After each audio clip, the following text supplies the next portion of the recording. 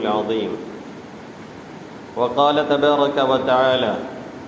ولن تجد لسنة الله تبديلا ولن تجد لسنة الله تحويلا. أو كما قال ربنا ورب الملائكة والأرض. صدق الله مولانا العظيم وصدق رسوله النبي الكريم ونحن على ذلك لمن الشاهدين والشاكرين والحمد لله رب العالمين. میرے محترم بزرگوں اور دوستوں، عزیز طلبہ، ہم اور آپ یہ جانتے ہیں کہ اللہ نے جو ہمیں دین دیا ہے اور جو اسلام سے نوازا ہے، یہ ہمارے اور آپ کے لیے اور ایک مسلمان جس کی حس اور جس کے ہوش و حواس درست ہیں، اس کے لیے اس سے بڑھ کر کے کوئی دولت اور نعمت نہیں. دین اسلام جسے مفت میں اور فری میں اللہ رب العزت نے ہمارے اور آپ کے لیے منتخب فرمایا، اس پر جتنا شکریہ ادا کیا جائے سب کم ہے. الحمدللہ الذی علی ما ہدانا من نعمت الاسلام والایمان. اللہ نے جو ایمان اور اسلام کی دولت سے نوازا، اس پر اس کا ہر پل، ہر لحظہ، ہر سیکنڈ شکریہ در شکریہ. اس پر ہمیشہ اس کی حمد اور اس کی تعریف. یہ نعمت ہمارے اور آپ کے پاس نہ ہوتی تو خدا نخواستہ ہم بھی کسی ایسی چیز کے سامنے سر جھکا کر کے سمجھتے کہ ہم نے کوئی بہت بڑا کارنامہ انجام دے دیا ہے. ایسی چیز کو جس کو ہم اپنے ہاتھوں سے بناتے اسی کی خدا نخواستہ پوجا کرتے. ایسی چیز کو جسے ہم پیشاب کے ڈھیلے کے طور پہ استعمال کرتے، خدا نخواستہ اسی کو معبود بنا لیتے. ایسی چیز کو جس کی کوئی حیثیت نہیں، کوئی اہمیت نہیں، کوئی مقام نہیں، کوئی عزت نہیں، کوئی شرف نہیں، کوئی مرتبہ نہیں، کوئی قدر نہیں، کوئی منزلت نہیں، جس کے اندر جان نہیں، جس کے اندر روح نہیں، کوئی طاقت نہیں، ہم بھی اسی کے سامنے ماتھا ٹیک دیتے اور سمجھتے کہ بہت بڑی ہم عبادت کر رہے ہیں. یہ اللہ رب العزت نے ہمیں اور آپ کو دین اور اسلام کی دولت سے نوازا، اور وہ دین اور وہ اسلام اور وہ ایمان اللہ نے ہمیں اور آپ کو عطا فرمایا،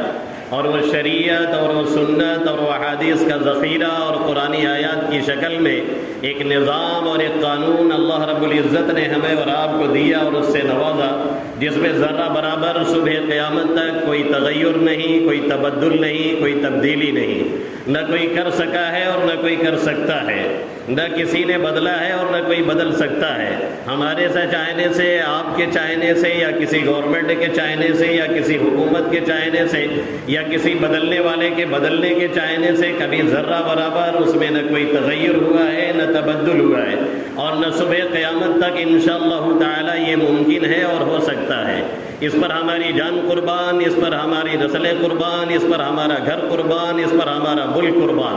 اس پر ہم قربان اور آپ قربان. اور جب تک یہ قربانی کا مزاج دل و دماغ میں پیدا نہ ہو تب تک ہم اور آپ اپنی شریعت کا کبھی تحفظ نہیں کر سکتے ہیں. جب تک یہ قربانی کا مزاج نہ پیدا ہو تب تک ہم اور آپ اپنی سنت کی حفاظت نہیں کر سکتے ہیں. جب تک قربانی دینے کا مزاج نہ پیدا ہو تب تک ہم اور آپ اپنے اسلام اور ایمان کی حفاظت نہیں کر سکتے ہیں. جب تک قربانی دینے کا مزاج نہ پیدا ہو تب تک ہم اور آپ اپنے عائلی قوانین اور خاندانی نظام کی حفاظت نہیں کر سکتے ہیں. جب تک قربانی دینے کا مزاج نہ پیدا ہو تب تک ہم اور آپ کسی ایک سنت کو بھی آسانی سے زندہ نہیں کر سکتے ہیں. جب یہ قربانی کا مزاج پیدا ہوتا ہے اور جب قوم کے نوجوان، قوم کے جو واقعی ہیرو گزرے ہیں، خالد ابن ولید، طارق ابن زیاد، صلاح الدین ایوبی، محمود غزنوی، محمود ثقفی، جب ان ہیروؤں کو واقعتاً وہ پڑھتے ہیں اور ان کو سمجھتے ہیں اور ان کو فالو کرتے ہیں تب ان کے اندر یہ مزاج پیدا ہوتا ہے.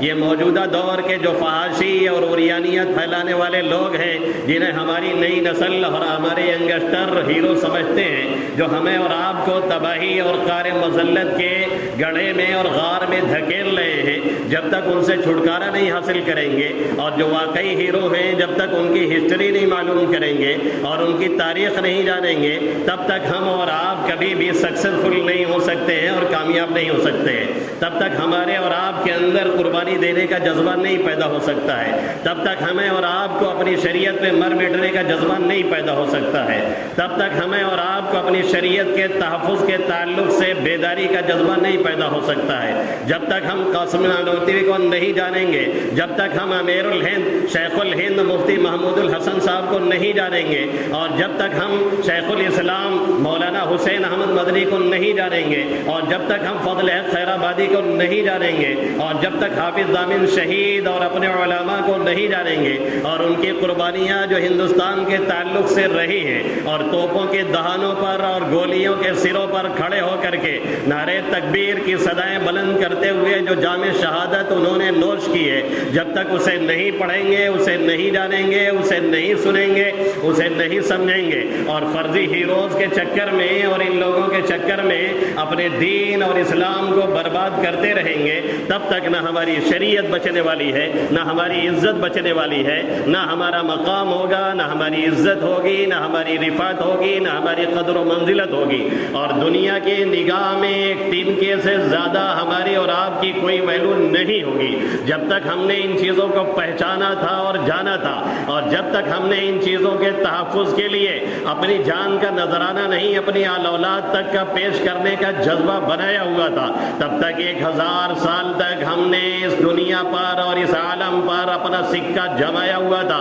اور ہمیشہ ہمارا پرچم ہی لہرا رہا تھا. اسی لیے ہارون رشید نے ایک مرتبہ جب بادل اٹھا اس کو مخاطب کر کے فرمایا تھا, یا صحاب امطری حیث شئتی فإن خراجک سیعود الی, اے بادل جہاں طبیعت کہے جا کر کے تو برس لے, اس لیے کہ تجھ سے اگنے والا جو اناج ہے اور اس سے جو ٹیکس لیا جائے گا اور وصولا جائے گا وہ لوٹ کر کے ہمارے پاس آنے والا ہے, کیونکہ ہماری سلطنت بہت وسیع ہے اور ہمارا سکہ چلتا ہے اور جہاں بھی ہم نگاہ اٹھائیں گے لوگوں کو پونچھ دبا کر کے آنا پڑے گا. لیکن افسوس در افسوس اور افسوس صد افسوس اور افسوس اور ناقابل بیان افسوس کہ ہم نے اور آپ نے دین سے, اسلام سے, شریعت سے, قرآن سے, سنت سے, احادیث سے, اللہ کے حبیب صلی اللہ علیہ وسلم کی شکل و صورت سے بغاوت اور دشمنی شروع کی. اور یہ دشمنی اور بغاوت یہاں تک پہنچی کہ ایک ایک سنت کو اپنے ہاتھوں سے کھرچ کھرچ کر کے نالیوں میں بہانا شروع کیا,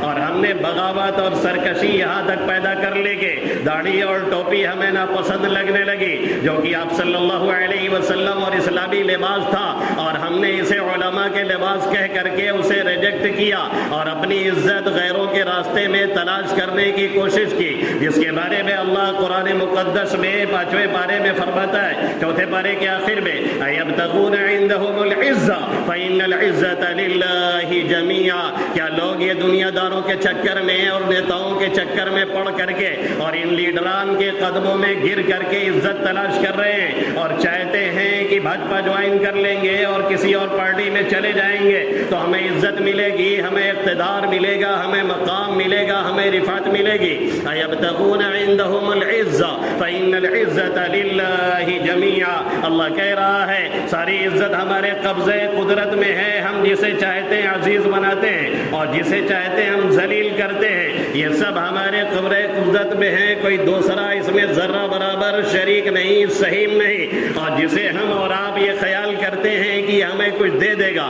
جسے ہم اور آپ سمجھتے ہیں کہ ہمیں عزیز بنا دے گا, جسے ہم اور آپ سمجھتے ہیں کہ ہمیں اقتدار والا بنا دے گا, وہ خود اپنے اقتدار کا مالک نہیں, وہ خود اپنی کرسی کا مالک نہیں, وہ خود اپنی عزت اور ذلت کا مالک نہیں ہے, وہ خود اقتدار اور ان چیزوں کا مالک نہیں ہے کہ اس پہ وہ برقرار رہ جائے. قرآن مقدس میں اللہ رب العزت نے کیا فرمایا, واللہ الغنی وانتم الفقراء, اللہ ہی بے نیاز ہے, وہی کرتا اٹھاتا دھرتا ہے، اسی کے قبضے قدرت میں سب کچھ ہے، اور تم سب کے سب محتاج ہو، محتاج کل ہو، اور سب کے سب فقیر ہو اور محتاج ہو، اور وہی بے نیاز ہے، وہی نوازنے والا ہے۔ کسی اور کے قبضے قدرت میں اللہ نے کچھ بھی نہیں دیا ہوا ہے، کچھ بھی نہیں رکھا ہوا ہے، یہ ہمیں اور آپ کو سمجھنا چاہیے۔ اَيَبْتَغُونَ عِندَهُمُ الْعِزَّةَ فَإِنَّ الْعِزَّةَ لِلَّهِ جَمِيعًا، کیا دنیا والوں کے دام میں جا کر کے عزت تلاش کرتے ہو؟ ساری عزت اور ذلت اللہ کے قبضے قدرت میں ہے، وہ جسے چاہتا ہے عزیز بناتا ہے اور جسے چاہتا ہے ذلیل کرتا ہے، اور منٹوں سیکنڈوں میں کسی کو کرسی سے اقتدار سے نیچے لاتا ہے اور دوسرے کو لے جا کر کے سی ایم اور پی ایم بناتا ہے اور ڈپٹی سی ایم بناتا ہے۔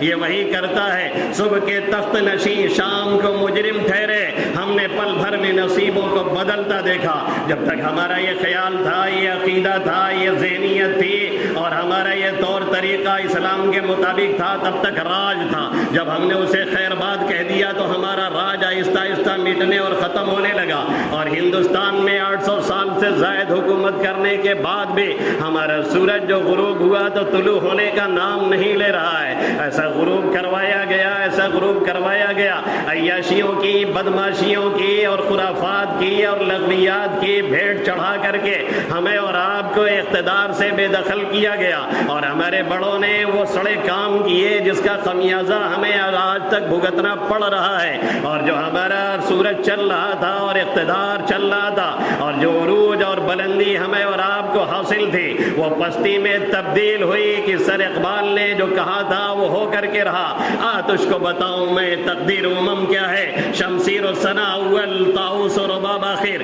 آئیے بتاتے ہیں تقدیریں کیسے بنتی ہیں، امتوں کی کیسے بگڑتی ہیں۔ آئیے بتاتے ہیں کیسے لوگ عروج پاتے ہیں، کیسے ذلت میں جاتے ہیں۔ آئیے بتاتے ہیں لوگ کیسے رفعت و بلندی کے عہدے ثریا پر چڑھتے ہیں اور کیسے وہاں سے قار مذلت میں اور گڑھے میں ڈھکیلتے اور پھینکے جاتے ہیں۔ تجھ کو بتاؤں میں تقدیر امم کیا ہے، شمشیر و ثنا اول، طاؤس و رباب آخر۔ جب تک تیر تلوار ہاتھ میں ہے، جب تک جبا کشی ہے، جب تک محنت ہے، جب تک کوشش ہے، اور جب تک رات میں رہبانیت ہے، اس کے سامنے گڑ گڑانا ہے، رونا ہے، اسے لو لگانا ہے اور منانا ہے، اور دن میں جب تک شہ سواری ہے اور دوڑ دھوپ ہے اور کوشش ہے، اور جب تک یہ ذہنیت ہے اپنا کام کرنا ہے، اپنے لوگوں کا کام کرنا ہے، اور جب تک قوم قوم کر کے پیٹ کا مسئلہ حل نہیں بلکہ واقعی قوم کے کام آنا ہے، اور قوم و ملت کے لیے وہ قربانیاں جو اکابرین نے پیش کی، جو صحابہ نے پیش کی، جو اسلاف نے پیش کی، اسے سمجھنا اور پڑھنا ہے۔ اور جب تک یہ چیزیں امت میں رہی ہیں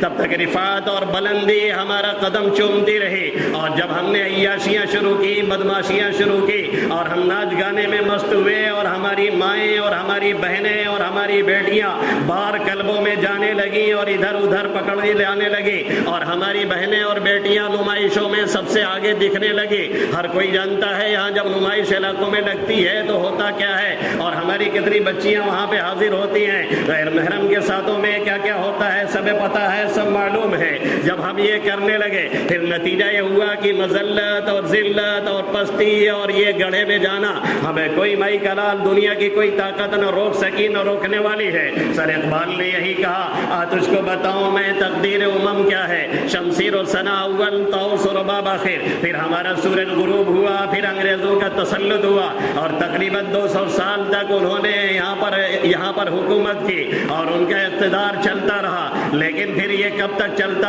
ظلم آخر ظلم ہوتا ہے، ظلم پھر ظلم ہے، بڑھتا ہے تو جب بڑھتا ہے تو مٹ جاتا ہے، خون پھر خون ہے، جب گرتا ہے تو جم جاتا ہے۔ یہ تسلط اور اقتدار 200 سال کے بعد ختم ہوا، جسے یہاں کے پرائم منسٹر نے 1200 سال کی غلامی سے تعبیر کیا۔ یعنی ہم نے جو حکومت کی، مغلیہ سلطنت جو رہی، اس کو بھی انہوں نے غلامی میں سے تعبیر کیا تھا، اور آتے ہی اس نے بیان دے کر کے یہ صاف کر دیا تھا اور یہ واضح کر دیا تھا کہ ہم یہاں پر برہمن واد لائیں گے، ہم یہاں پر برہمن کمیشن لائیں گے، ہم یہاں پر برہمن کوڈ لائیں گے، ہم یہاں پر برہمن تہذیب لائیں گے، ہم یہاں پر برہمن طور طریقے کو تھوپیں گے۔ اور جس میں نہور کر کے ابھی جو سرکاری اداروں میں پڑھاتے ہیں اور جو اس طرح کی چیزوں میں رہتے اور پلتے ہیں، انہوں نے باقاعدہ فالو کیا اس کے قانون اور رول کو، اور یوگا ڈے جو منایا گیا جس پہ حکومت اربوں روپے خرچ کرتی ہے تاکہ لوگوں کو برہمنی تہذیب میں ڈھال دیا جائے، یہ تمام لوگوں نے داڑھی ٹوپی میں جا کر کے اس طرح کی حرکتیں کی،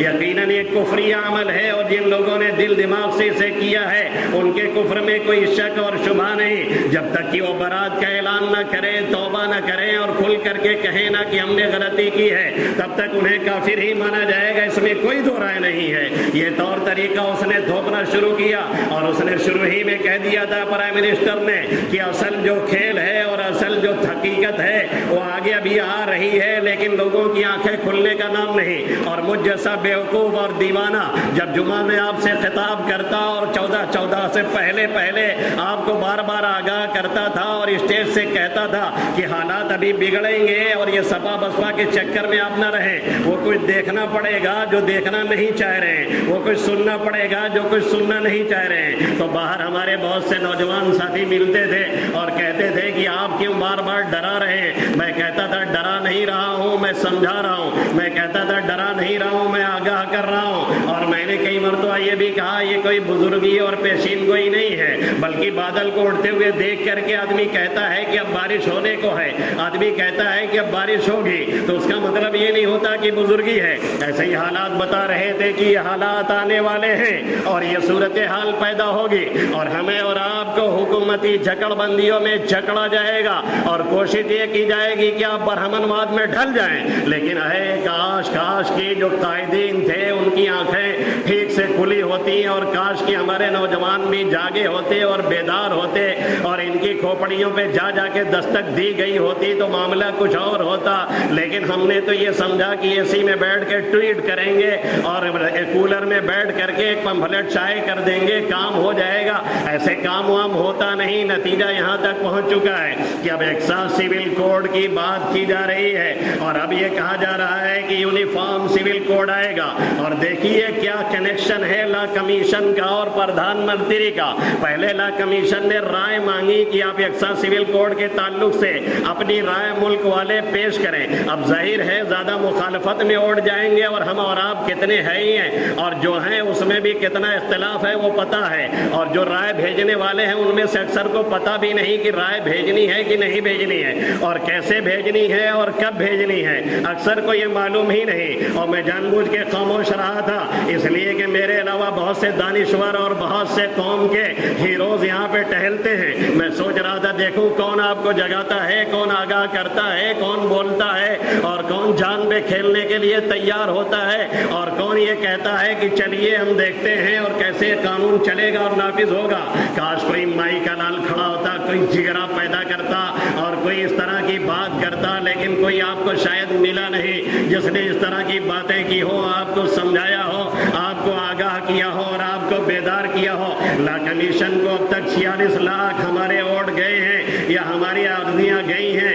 اس میں سے یو پی میں سے صرف 6% گئے ہیں اور اس سے زیادہ نہیں ہیں۔ یہ ہماری اور آپ کی غفلت نہیں ہے، یہاں کے جو ذمہ دار ہیں اور قائدین ہیں اور جن کو لیڈر بنایا گیا ہے، چاہے وہ پرسنلہ بورڈ کے ہوں اور چاہے جمعیت کے ہوں، وہ کون لوگ ہیں انہیں پکڑیے اور انہیں ڈھونڈیے اور ان کے بارے میں پتہ لگائیے۔ کیا صرف اس لیے قیادت دی جاتی ہے؟ کیا صرف اس لیے رہنمائی دی جاتی ہے؟ کیا اس لیے ممبر بنایا جاتا ہے؟ کیا اس لیے قائد اور لیڈر چنا جاتا ہے کہ آپ اے سی میں بیٹھ کر کے ٹویٹ کریں پبلک پیلیس میں کب جائیں گے، پبلک سے ملاقات کب کریں گے، راتوں کی نیند کب قربان کریں گے، کب ملت کے لیے اور قوم کے لیے اور ملک کے لیے باہر نکلیں گے اور کب لوگوں کو سمجھائیں گے؟ اگر ابھی سے نہیں آگاہ کیا گیا تو آگے کے حالات اور بھیانک ہیں، اس لیے کہ پی ایم صاحب نے صاف کہہ دیا ہے کہ یہ ہو کر کے رہے گا، اور لا کمیشن پہلے رپورٹ مانگ رہا ہے اور پی ایم کا بیان بعد میں آ رہا ہے۔ 28 جولائی بروز بدھ کو وہ 28 جون بروز بدھ کو وہ کہہ رہے ہیں کہ یہ ہو کر کے رہے گا اور آ کر کے رہے گا۔